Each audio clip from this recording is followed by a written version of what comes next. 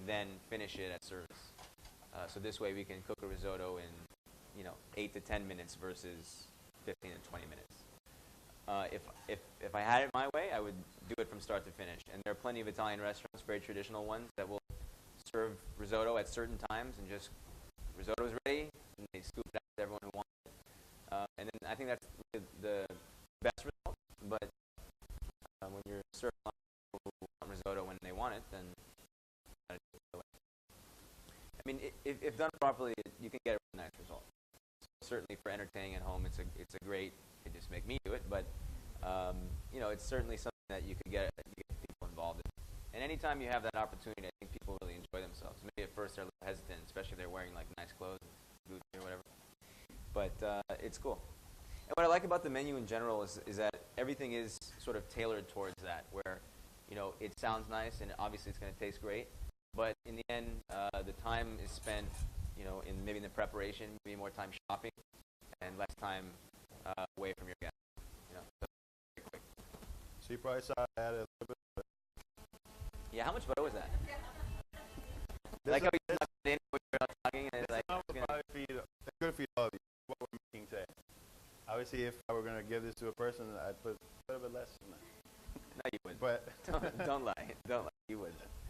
But this is going to be a ball this size, so you're basically going to have a little bit of butter, and we might make this creamy. Right. Hence the butter. Right. But is there really anything wrong with butter, chef? Not really. It is a fat. It is saturated, but the French. The French eat a lot of butter, and I think if you but keep it in moderation, and it's then how you should. I try not to think that I like, but usually I don't go crazy over it, except for the first time that I eat them.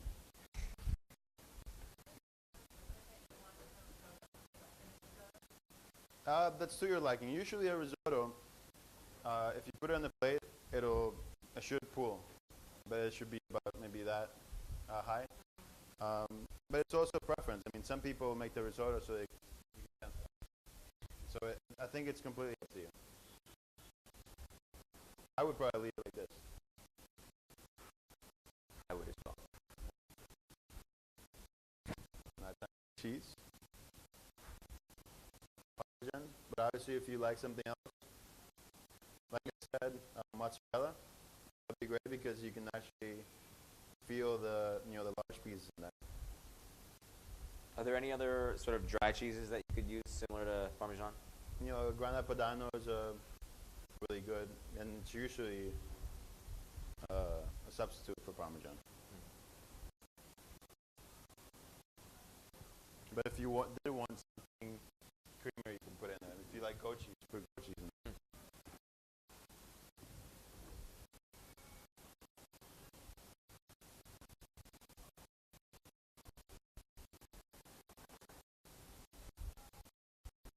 When I see him do this, I realize why I was working with him the way around. So you see I'm stirring a lot less, being really gentle with it.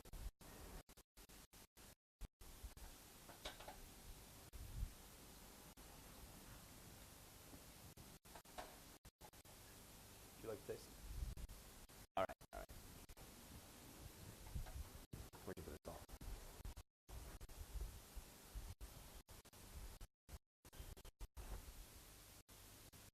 Steak number. Perfect. The rice is cooked. It's got a little bit of bite to it. So by the time it cools, you'll have that nice texture that you're looking for. And then when you fry it, it's going to be just sort of this ooey, crispy fried bread.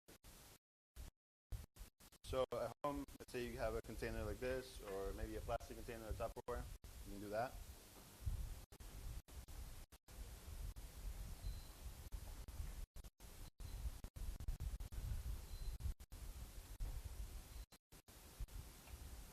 I'm sorry, but it looks like macaroni and cheese that I grew up with.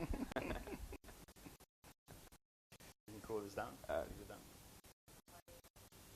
Again, liking, I would say. We were panko because it's it's really dry. It's a good product, and you can also, which are fine. Pancake, you can blend it, and, make it really fine, so it's something that's really crispy, but it doesn't have to look like panko usually does, which is very regular and large. For those who aren't familiar, Panko, Panko, it's a market available product from Japan, right? Yeah. And it kind of comes like these little crispies. And then you can grind it up and it becomes powder, or you can crush it a little bit and you have like multi-texture stuff. It's better than the seasoned bread. I don't know if they sell it in the States. They're just awful. So we shake egg white. Flour does, it helps if your product's a little bit wet, it will dry it up, and then it allows the egg white to evenly coat it. You go back into the dry area. So it's like food glue. Exactly. Really no food glue. Mm. So now you have a breaded risotto. Cute. So that's steps. You make a lot of And with this delicious sauce that you're about to see.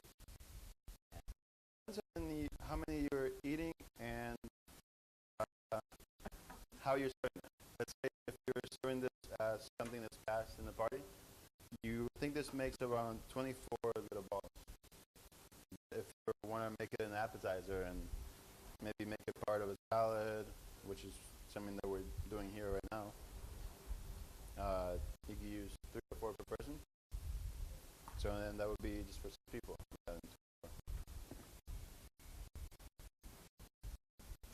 So this is a mayonnaise.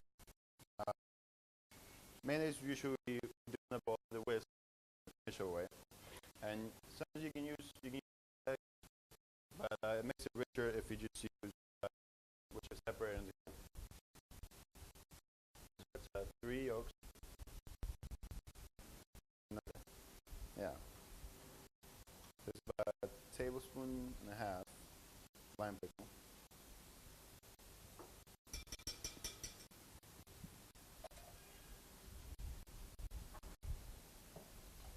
You know, I think this is really valuable because so often, you know, we just buy the jars of mayonnaise, you know, and they don't really have a lot of love in them. They don't have a lot of flavor. And, you know, mayonnaise is you're going to see it's pretty simple. By making your own, you can really spruce it up with cool flavors. Certainly, if you didn't want to make your own mayonnaise, then store-bought mayonnaise is perfectly fine. You don't have to go that.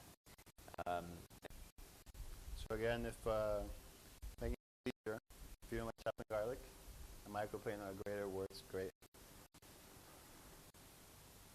I think sometimes it gives a better result. Well, the finer you chop garlic, the more you'll taste it. Sometimes, most of the time. But when you're using like something like this, you really want that garlic flavor.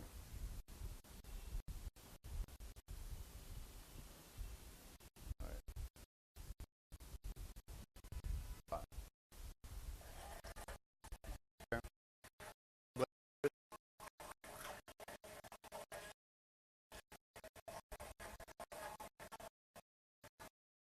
You want me to leave it over? If you did not have the immersion blender, then you would have to chop the lime pickle by hand or whatever you're putting in there. What about a blender? You can use a blender. I find this really easy to clean and really easy to use.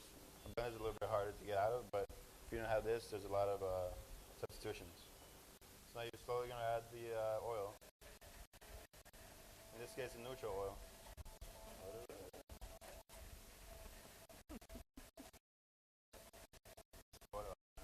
Okay.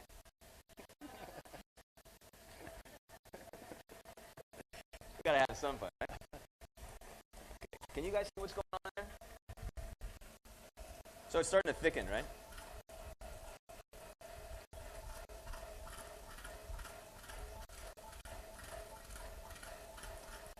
Can I just dump the rest of the oil in, or is that gonna be a problem?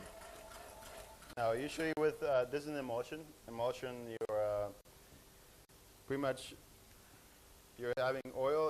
Emulsion, you're adding two liquids or substances that don't really mix. So we're here, you're suspending oil in the liquid pretty much. And you want to flow. If it were to add everything at once, it would break it. The oil would not be absorbed enough, fast enough by the liquid. And the yolks have a natural leptin, which is an emulsifier, and that obviously helps. If you were to make maybe a roasted garlic mayonnaise, and you don't like eggs, if you have enough of a puree and a little bit of liquid, you can add enough oil to it to somewhat resemble a mayonnaise or an aioli. You know, like alioli is usually just garlic with olive oil. That's pretty cool. You know?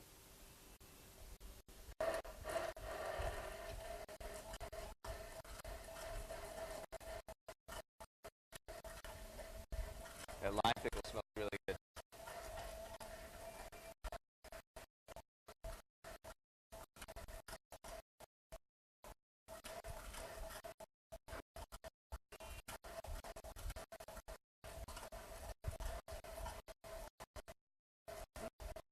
Another one. There you go.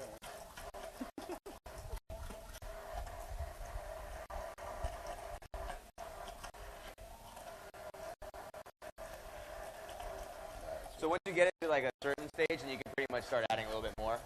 It's usually me just rush things a little bit, which is what I used to get yelled at a bit.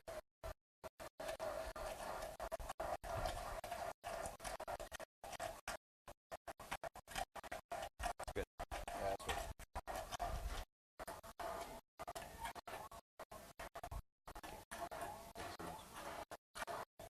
Here's our little rice fritter. You get a little close up of that. It's beautiful. And I can feel that it's got a very thin layer of the coating on it. Like if I just a little bit too much, it'll make a little dimple in it, which is just perfect. So then I'll let you do the honors here. You can open it up and show them how delicious it looks on the inside. You get to try it. Oil will dictate how thick or thin the mayo is. So again, preference. If you want something thicker, if you want something using more of a sauce, you know, the light oil and less oil. If you want it thicker, as a use more oil.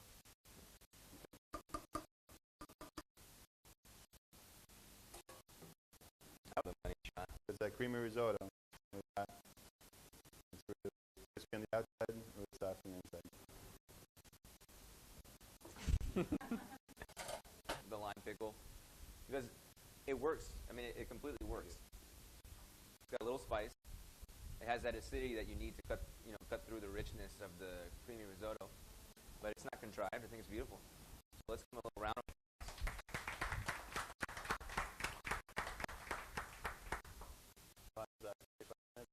One little ball. No, you're good. 40.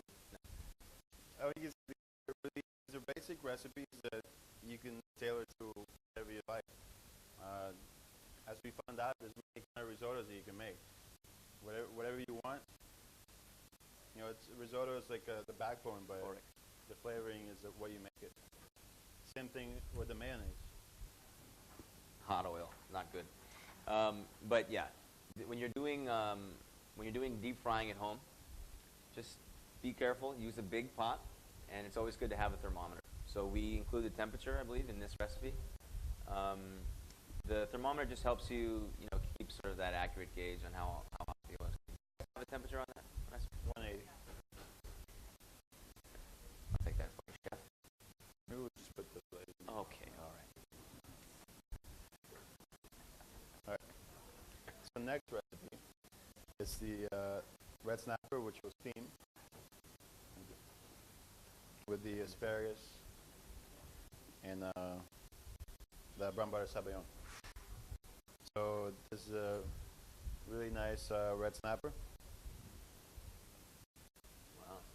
And again, depending on how many people you're feeding or how you're serving it, then it depends how big your fish should be. Chef, it's really nice. How do we know that it's really nice, that you're not lying to us? Well, usually the fish will tell you. I don't have to tell you anything. Okay. But you can check the eyes. You want it to be really clear and wet. If you see dry eyes, like your own eyes, you don't want dry eyes, right? And then you can check the gills.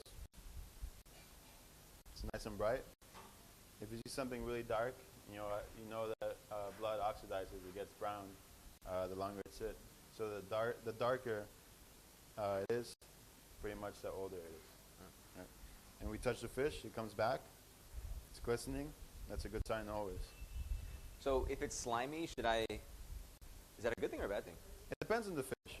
There's, at least there we have trout, which you really want something slimy. Turbo, flatfish, you want it to be slimy. But something like this, usually fish with big scales are not slimy. Also, if the scales, this has been scaled already, but if the scales were to fall off really easily when you touch it, that means it's old also. You can also use your nose, right, if it stinks. Yeah. You know, fish stinks. You know, you don't eat stinky everyone fish. jokes that fish is fishy, but if it's fishy, it's not good. Yeah. Any questions at this point? No? Well, so there's the Gateway of India, and then so we get it through our local fish purveyor. He's a guy that I've had a relationship with for the last year and a half. I think that whether it's a store or wherever you're getting your fish, trust that person, because maybe you don't know how to test quality, and you need to be able to trust someone and rely on them. So you don't always know that the fish has been kept on ice or that it's been in a refrigerated vehicle or whatever. So it's just important to have these kind of relationships. Same when you're buying meat, vegetables, it's all the same. I mean, you're going to put it in your body, so you want to know where it's been. Okay. This fish, again, preference. If you like shrimp, you can use shrimp. If you like just a wider, thick fish, like cod, you can use cod. So pretty much what you like. Something stronger, let's say tuna or mackerel, might be too strong for this preparation. But again, then you can tailor the same preparation for yourself. Like let's say the sabayon, you can add more chili to it and use a stronger tasting vegetable than the white asparagus. So. Pomfret, which is locally available, could be used and would probably be steamed really nicely. Yeah. This is it's a white fish, so somewhat neutral in flavor, and it's lean, so anything comparable you can use. All right, so like I mentioned, the scales have been removed, just because if I had the scales here, it would not be very nice. But we use a scaler, but if you were at home, you can use a spatula and just run it against the scales like this until the scales come out. And also it's been gutted, as you can see here. If I were to show you how to gut it, you always cut away from you like this. You would find all the organs in here. Take them out, maybe cut them with a scissor, discard them, and then just lightly wash the blood or wherever organ might have opened up inside. So next step, Delicious. you want to take out the fins. This is not necessary, but if you're doing it for the first time, it's a lot safer. Yeah, some of these fins can poke you, and then they make your fingers swell up, and you look like E.T. A little ball on your finger.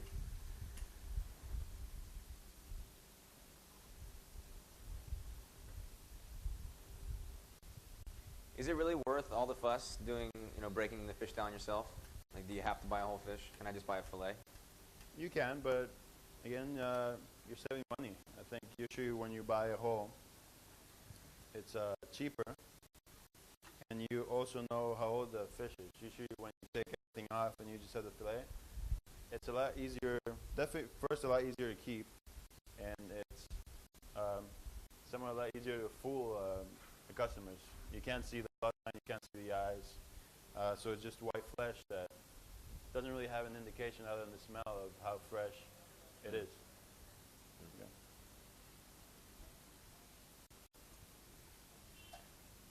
Does it hurt the fish when you take its fins off?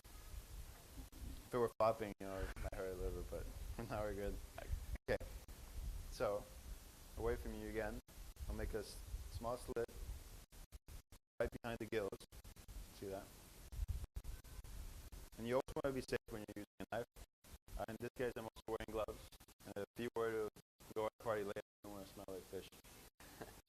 it's safer. So holding the fish with one hand, JB, can you angle it just a little bit so they can see? it's good. This is the best part, really.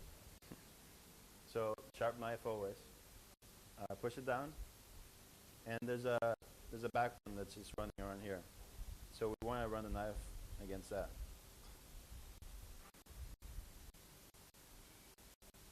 See?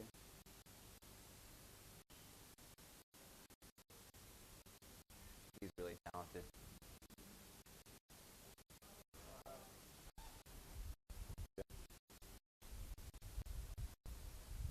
Uh-oh.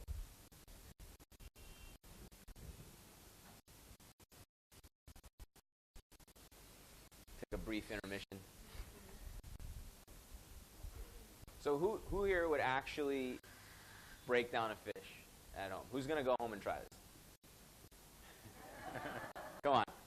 Give me 3 hands. Who's going to do it? Promise me you'll do it. It really, it does make a difference. He's right. I mean, you have no idea where this fillet has been. I know a lot of us are guilty of buying frozen Bassa fillets. They're available, taste good, but the quality that you experience when you do this yourself, when you get a perfectly fresh fish, is just unmatched.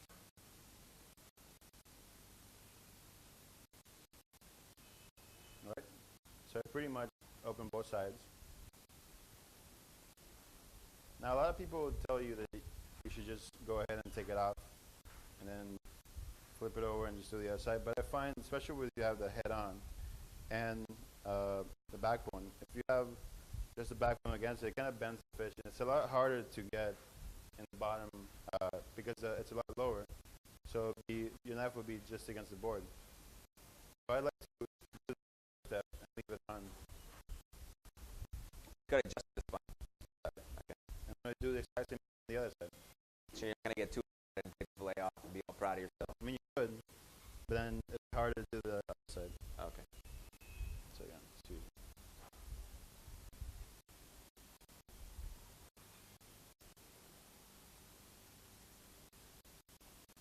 So he's risking his life right now. Typically, you would not be cutting towards yourself, but he's doing it for you fine folks at home.